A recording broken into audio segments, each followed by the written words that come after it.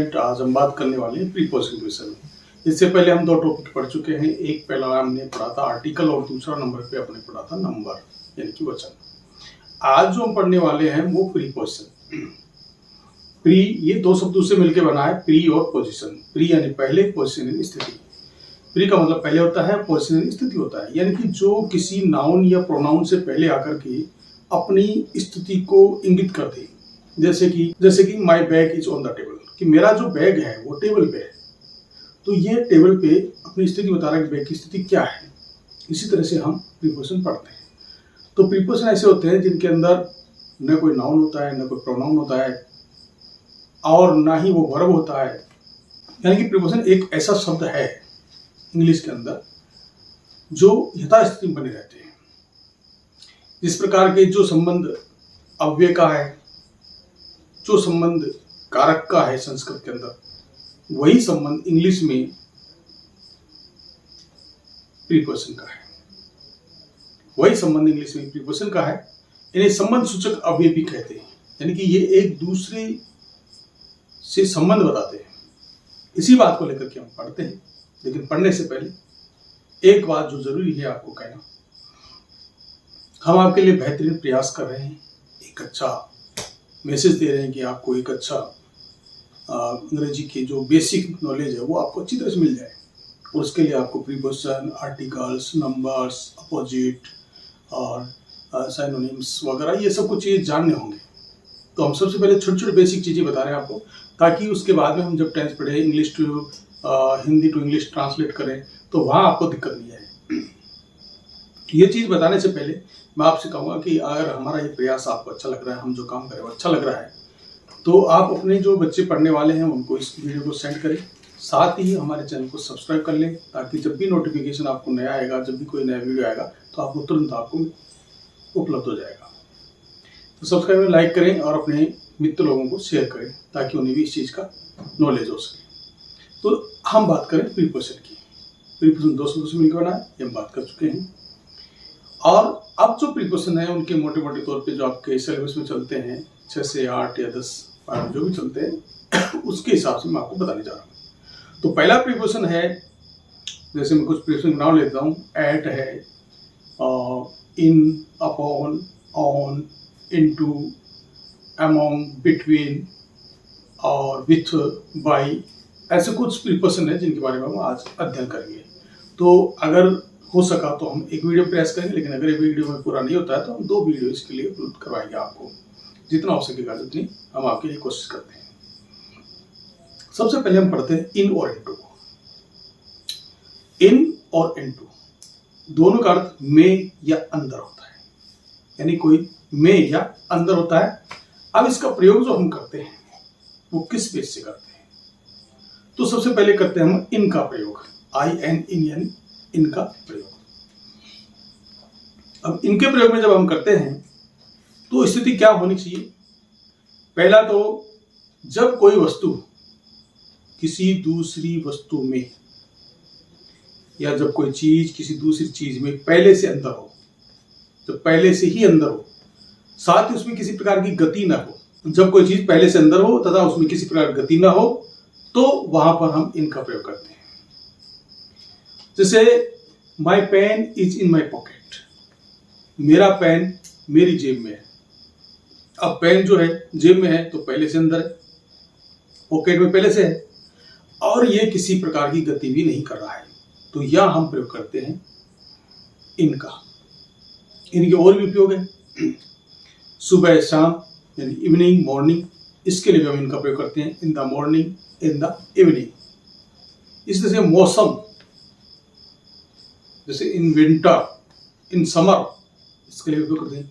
सप्ताह, इन वीक, इनसे पहले भी हम इनका प्रयोग करते हैं। तो ये हमारा इनका प्रयोग था। अब हम दूसरी बात करते हैं, इसके सिमिलर अर्थ वाले नाम है इनटू। इनटू एक प्रीपोजिशन है, इसका शाब्दिक अर्थ होता है में या अंदर। प्रयोग के लिए हम बात करें तो इसका प्रयोग होता है जब कोई वस्तु गति करके, या कोई चीज कोई दूसरी चीज में गति करके जाए। जब कोई चीज दूसरी चीज में गति करके जाए, यानी कोई वस्तु किसी दूसरी में सजीव हो, निर्जीव हो, कुछ भी हो, वो गति करके अगर दूसरी चीज में जाता है तो वहां पर हम इनटू का प्रयोग करते हैं। जैसे मान लो बच्चे क्लास में बैठे हुए हैं, तो बच्चे क्लास में वहां तो इनका प्रयोग हो जाएगा, लेकिन टीचर जो बाहर से अंदर जा रहा है बच्चों को पढ़ाने के लिए, तो वो हो गया इनटू का प्रयोग। ऐसे मान लीजिए आपने किसी फुटबॉल को किक मारा, लात मारी और वो कमरे के अंदर प्रवेश कर गई, तो वो गति करके गई। इसी तरह से अगर कोई चीज गति करके जाती है तो वहां हम इनटू का प्रयोग करते हैं। जैसे the line jump into the well, यानी कि शेर कुएं में कूदा। अब शेर कुएं में कूदा तो वो गति करके गया, अपनी स्थिर अवस्था में नहीं गया, वो गति करके कुएं में गया, तो वहां हम इनटू का प्रयोग करेंगे।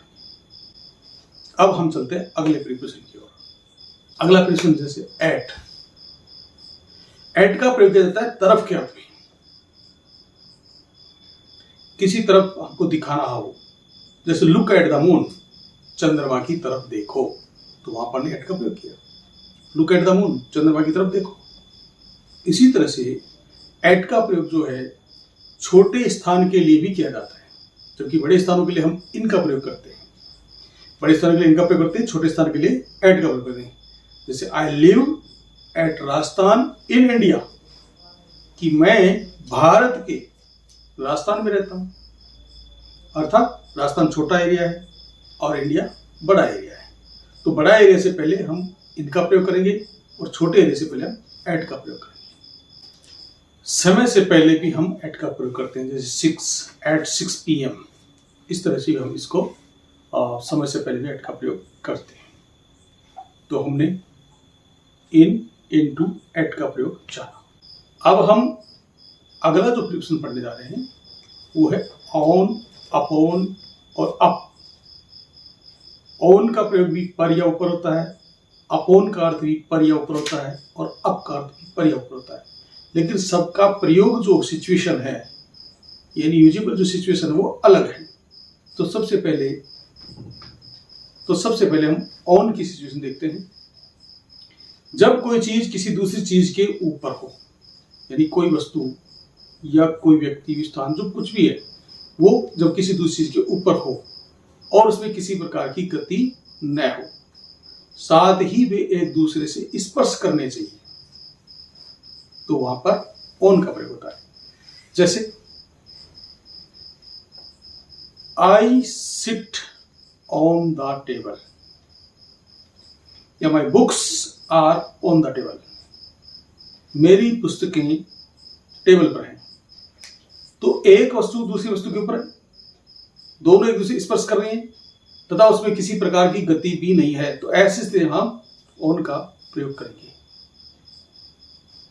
ऑन का प्रयोग दिनों के लिए भी हम करते हैं, जैसे ऑन संडे, ऑन मंडे, इनके लिए भी हम इसका उपयोग करते हैं। फ्रेजल वर्ब के रूप में यहाँ पर ऑन का प्रयोग ऑन फुट, पैदल चलने के लिए, वहां भी ऑन का प्रयोग करते हैं। कई बार त्योहारों के पहले भी हम ऑन का प्रयोग करते हैं, ऑन दीपावली। इस तरह से हम ऑन का प्रयोग करते हैं। अब हम दूसरा लेते हैं अपॉन।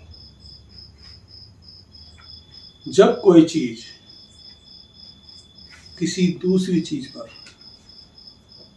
गति करके जाए, जब कोई चीज किसी दूसरी चीज पर गति करके जाए, जैसे the cat jumped upon the table, बिल्ली टेबल पर कूदी, मेज पर कूदी, तो वहां बिल्ली ने क्या किया, गति की। जब कोई चीज की दूसरी के ऊपर गई लेकिन गति करके गई, तो वहां पर अपॉन का प्रयोग करेंगे। इस तरह से हम अप का प्रयोग, अब क्या होता है, पर या ऊपर, इसका अर्थ वही होता है, लेकिन इसका प्रयोग जो है नीचे से ऊपर की ओर गति करने के लिए किया जाता है। मतलब यह कि जब कोई चीज, क्या कोई वस्तु या कोई व्यक्ति नीचे से ऊपर की ओर जाता है, तो वहां हम अप का प्रयोग करते हैं। जैसे the monkey climb up the tree, बंदर पेड़ पर चढ़ता है, तो monkey climbs up the tree, बंदर पेड़ पर चढ़ता है। तो ऐसी स्थिति में हम अप का प्रयोग करेंगे। तो मेरे ख्याल से आप समझ गए होंगे तीनों सिचुएशन, ऑन, अपॉन और अप, तीनों का अर्थ सिमिलर है लेकिन इनका प्रयोग थोड़ा डिफरेंट है, वो मैंने आपको बता दिया है। अब हम चलते हैं अगले प्रीपोजिशन की ओर। अब बात करते हैं हम अबोव और ओवर की। दोनों का अर्थ पर या ऊपर ही होता है, ऊपर होता है मान लीजिए। तो सबसे पहले हम बात करते हैं ओवर की। ओवर का अर्थ समाप्त होना भी होता है, ओवर का अर्थ लगभग भी होता है, और ओवर का अर्थ होता है जब कोई चीज ठीक हमारे सिर से ऊपर हो लेकिन वो हमारे सिर को छूती नहीं हो। जैसे the fan is over my head, कि पंखा मेरे सिर से ऊपर है लेकिन ठीक मेरे सिर के ऊपर है लेकिन वो मुझे स्पर्श नहीं कर रहा है। तो ऐसी स्थिति में हम ओवर का प्रयोग करते हैं। इसी तरह से हम अबव का प्रयोग करते हैं। अबव भी से ऊंचा, यानी हमारे सिर से तो ऊंचा है लेकिन ठीक सिर के ऊपर नहीं हो। जैसे हम ब्लैक बोर्ड की बात करें, हम क्लास में बैठे हैं तो ब्लैक बोर्ड हमारे सिर से ऊपर तो है लेकिन ठीक हमारे सिर के ऊपर नहीं, ऐसी स्थिति में अबव का प्रयोग करते हैं। इसी तरह से एक होता है अंडर और एक होता है बिलो। दोनों का अर्थ नीचे होता है, दोनों का अर्थ नीचे होता है। जैसे जब कोई चीज की दूसरी चीज के नीचे हो, वो एक दूसरे स्पर्श नहीं करते हो, तो इस स्थिति में हम अंडर का प्रयोग करते हैं। जैसे the line was sleeping under a tree. इसी तरह से हम अगर बात करें बिलो की, तो बिलो ठीक नीचे न होकर के थोड़ा दूरी पर नीचे होने की स्थिति में हम बिलो का प्रयोग करते हैं। तो ये दोनों में अंतर है। तो बिलो और अंडर दोनों ही नीचे के लिए प्रयोग होते हैं, ओवर और अबव दोनों ही ऊपर के लिए प्रयोग होते हैं। थोड़ा सा सिचुएशन में फर्क है जो मैंने आपको समझा दिया है। अब हम चलते हैं अगले प्रीपोजिशन की ओर। हम बात करते हैं विथ की। WITH, विथ यानी साथ। इसका प्रयोग साथ के अर्थ में किया जाता है।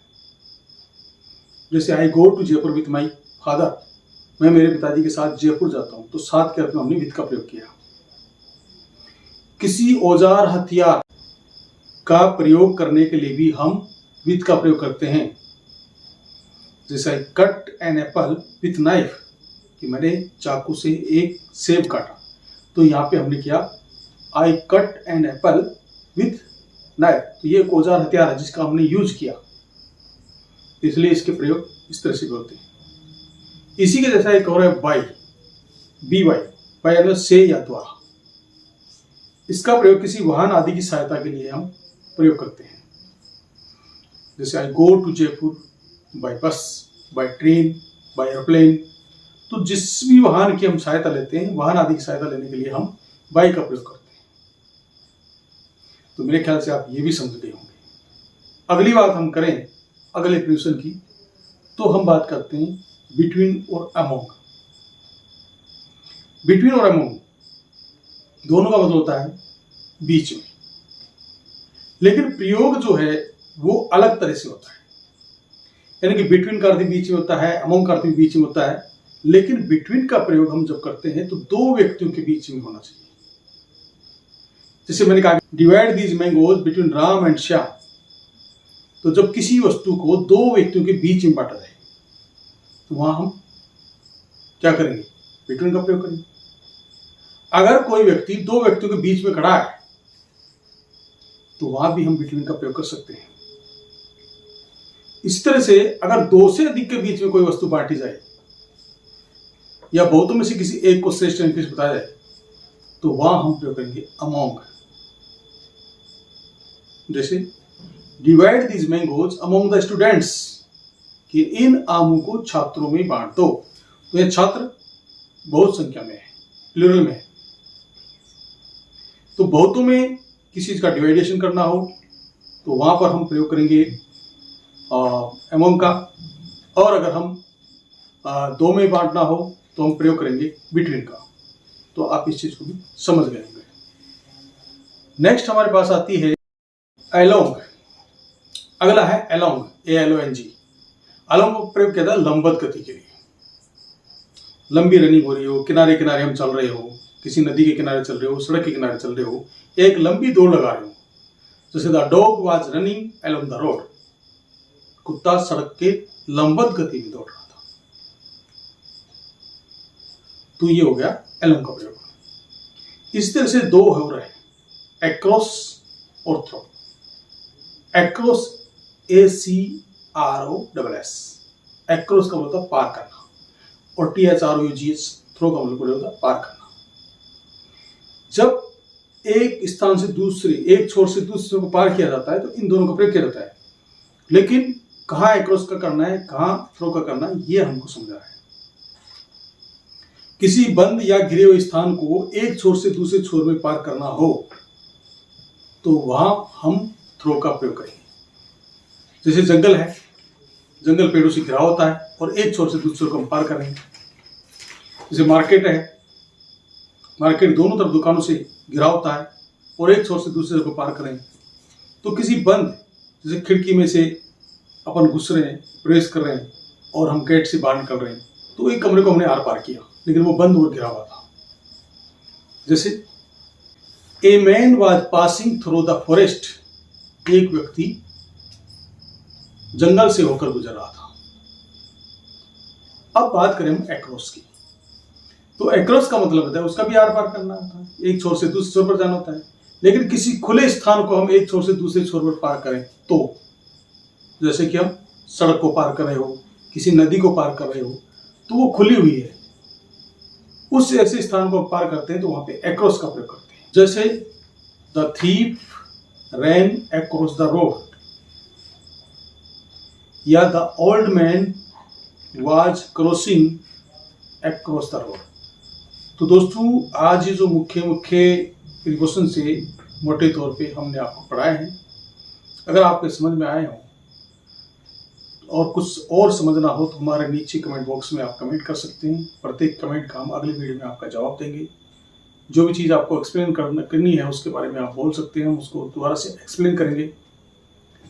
और यूं ही आप हमारे वीडियो के ऊपर लाइक और सब्सक्राइब करते रहिए, ताकि हम आने वाले वीडियो को और अधिक पुरजोर लगा करके हम उसको बनाएं और आपके लिए और स्पष्टीकरण दें, ताकि वीडियो आपको और अच्छा लगे, आपकी समझ आए, आपकी इंग्लिश ग्रामर संबंधी समझ बढ़े। इसके लिए हम मेहनत करें। तो आज के लिए इतना ही, तब तक के लिए नमस्कार, जय हिंद, जय भारत।